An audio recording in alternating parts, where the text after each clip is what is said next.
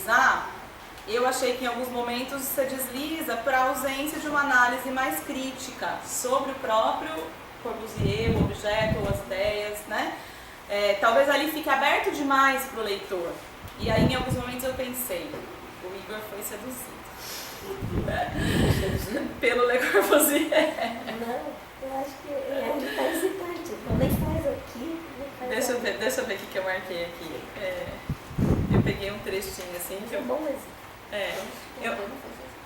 Não, o bom é hesitar, é a partir da hesitação. Eu marquei aqui um trechinho assim, né, que você vai falar da composição arquitetônica e o desejo de abertura desse espaço, a natureza da paisagem. Estabelece um intenso diálogo, muitas vezes por contraste com a arquitetura do edifício, concreto bruto, blá blá blá blá. E aí eu fiquei assim, que talvez na tensão que a justapõe, eu vejo que você faz isso na tensão quando você justapõe, por exemplo, o livro sobre a creche e o livro sobre o modulor.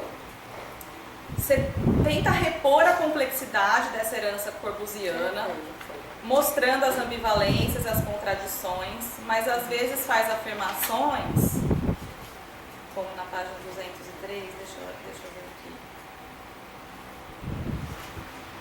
Como na página 203, que eu vou ler aqui, que parecem desconsiderar que a narrativa apresentada sobre as crianças na unidade da habitação, como você mesmo nos mostra, foi toda construída milimetricamente por ele mesmo, né? Aí você fala assim, na página 203. Desta forma, as crianças brincam a todo tempo com o edifício máquina corbusiano. Aí eu fiquei me perguntando, a partir de que você está falando isso? Da narrativa que ele próprio construiu, das imagens que ele também construiu milimetricamente? Fiquei com essa questão, assim, né? E aí fiquei pensando que onde você vê autocrítica, eu vejo autodefesa. E ele fala disso no sentido de provas.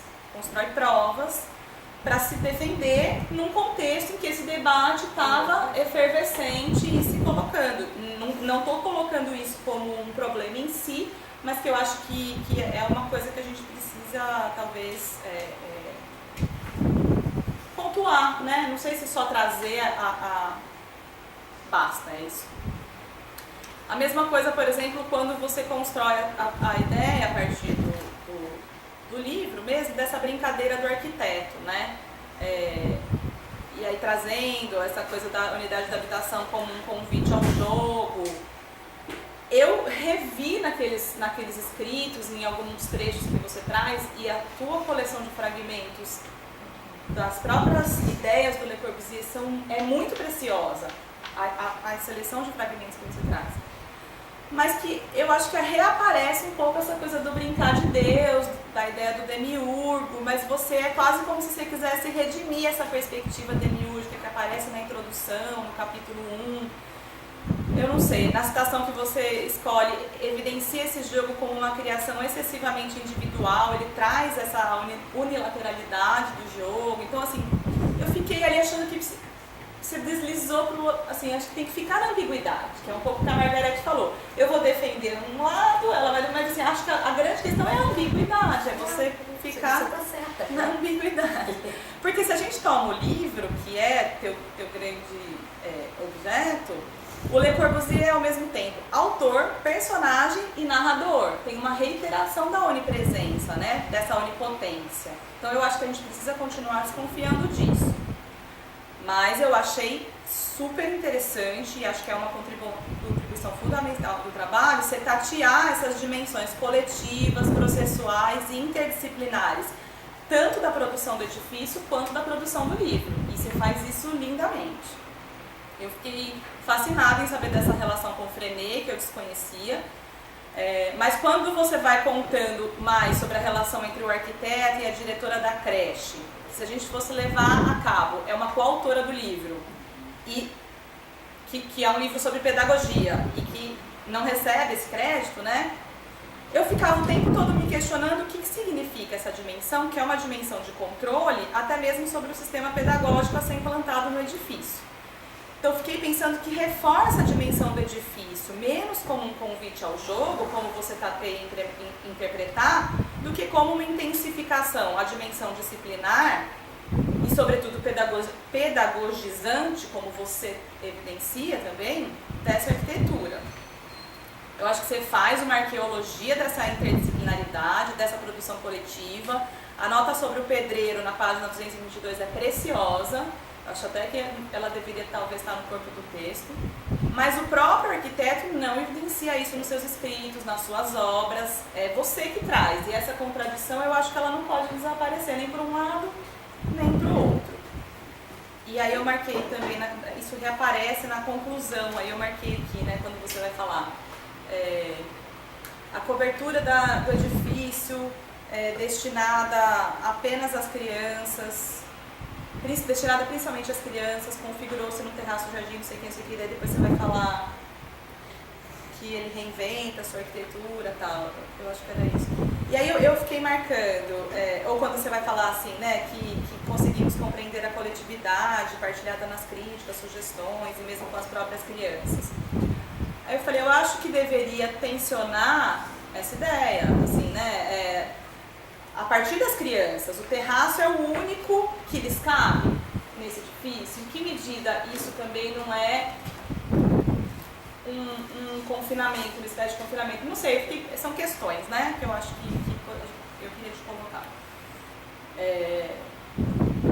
Um outro ponto ainda nesse sentido, que eu acho que a Margarete trouxe no final da fala dela, mas que eu fui por um outro caminho, que é esse debate sobre dimensão pública, o caráter coletivo da cobertura da unidade de habitação, que você traz de Sequeiro, e você relativiza, eu acho que você deixa claro, né, essa relativização, você não toma isso para você, mas ao mesmo tempo isso acaba se articulando com um elemento que você acaba assumindo na narrativa, e aí esse você assume, que é a ideia tanto da cidade funcional vertical ou da cidade dentro da cidade, e aí como se fosse uma cidade artificial por oposição à cidade real, não sei, também fiquei um pouco...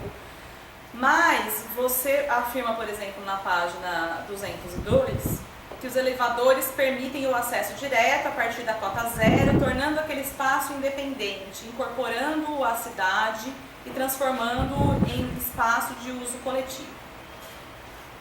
Ou então você vai falar em alguns momentos, de novo, que era a festa da cidade moderna corbusiana, vai falar que o espaço público, você vai trazer essa noção, espaço da coletividade, ou mesmo como o espaço público da cidade corbusiana. E principalmente, e aí, né, eu fiquei o tempo todo eu falava, será que você deveria reafirmar essa ideia? Ou será que ela também não poderia aparecer como ambivalência, né? E aí na conclusão ela vai aparecer de novo. Deixa eu achar aqui,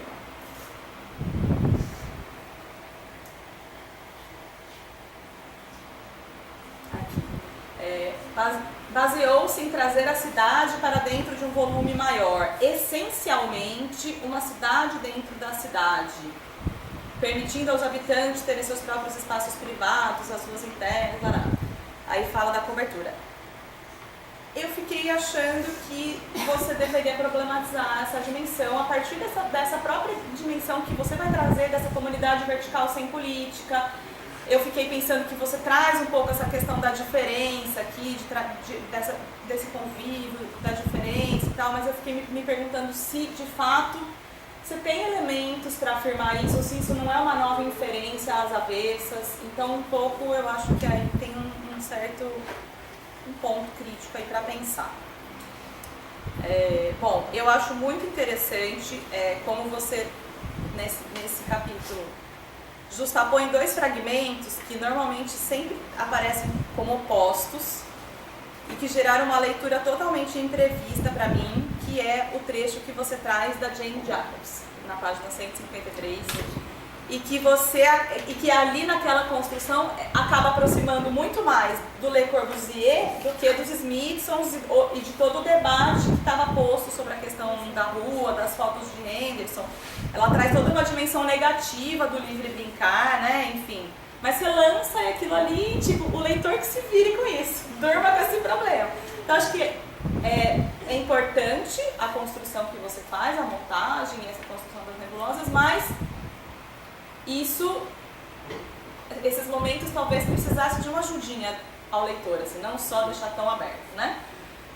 Ou eu fiquei pensando, por exemplo, me fez pensar se a gente não poderia também estabelecer outras e imprevistas relações, ao justapor, talvez a Paula me mate agora, por exemplo, Guedes e Corbusier a partir dessa dimensão pedagógica ou pedagogizante, para usar um termo seu.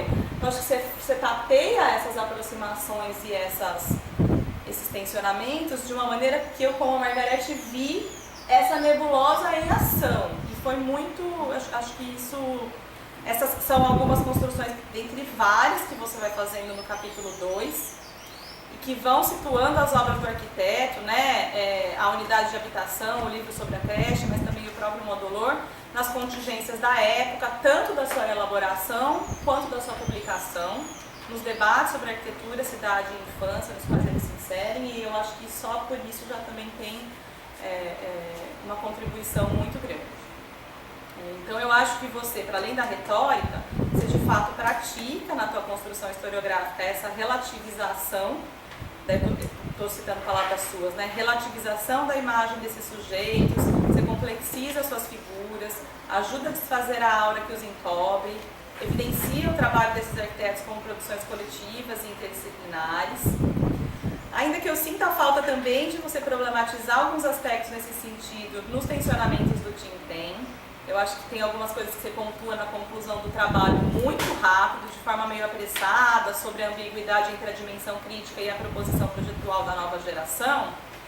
E que aí eu acho que você recai de novo naquele deslize que eu comentei anteriormente sobre a coisa do moderno, né? Você fala assim, deixa eu pegar aqui. Que no Tintin percebemos o quanto da arquitetura ou o modo de projetar dos jovens arquitetos continuam ainda extremamente modernos, apesar das transformações significativas que ajudam a desenvolver no modo de pensar a arquitetura e urbanismo da Luciana. Mas, né, é contraditório com a tua construção inteira da dissertação você fazer uma afirmação dessa na conclusão. Então, acho que tem um pouco isso ainda, né, mas eu acho que nesse movimento de profanação aí que você institui e que recusa a dimensão icônica e as oposições que ela institui, que assenta as bases da história oficial do campo, você busca pela nebulosa esse olhar relacional, e eu acho que em alguma medida ele é relativizador, a Margarete pontuou brevemente, eu acho que você tem que prestar atenção nesses momentos, talvez ser mais relacional e menos relativizador, talvez. Eu acho que você traz a dimensão coletiva dessa produção e, sobretudo, a relação entre os sujeitos, as obras e os públicos, né, como você fala, trazendo a dimensão da vida. A Margarete pontuou isso, eu acho isso fundamental, também tinha pontuado isso, trazendo a dimensão da vida, da sua sinuosidade, das suas valências para a construção da história da arquitetura e do urbanismo. E aí, nesse sentido, eu particularmente achei bem bonito você reaparecer no final da conclusão, no sentido ambíguo do imaginar e do imaginar-se que você traz do francês e que você dialoga com Didi Berman, né, numa nota. Incluir o sujeito falante e imaginante em sua própria operação de conhecimento sensível, e aí você se coloca na ambivalência, porque você começa evocando Benjamin num outro sentido. Então eu achei também, a ambivalência também está em você e é salutar que isso apareça na dissertação. Então, Igor, eu vou parafrasear você para concluir aqui, que você fala sobre o Henderson e a experiência deles com as colagens da vida nas ruas, né? Você fala assim, o quanto ele busca a compreensão e a composição de outros modos de ver e imaginar o mundo. E eu penso que essa talvez seja a grande contribuição do teu trabalho. Eu me percebi, a partir da leitura do teu trabalho, pensando e experimentando um outro olhar, que eu não sei se ele é renovado, mas eu acho que ele é certamente reinventado para a cidade, para o urbanismo, para a história, depois de ler o teu trabalho. E como, a partir dessa reinvenção, tantos outros trabalhos podem emergir, contribuindo nessa tarefa coletiva que você denomina ética, política e poética, de tornar mais complexa, plural e, como você também propõe, aberta, a história da arquitetura e do urbanismo, ou talvez as histórias, e aí quem quiser que conte outra. Ponto final. Ótimo.